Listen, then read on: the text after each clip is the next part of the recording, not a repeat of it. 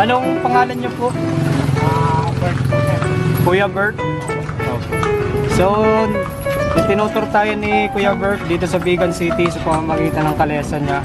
So, pangalan ng kanyang kabayo ay si Monique. Patuloy natin guys dito. Unahin natin yung panday ng tagat, sir. Okay po.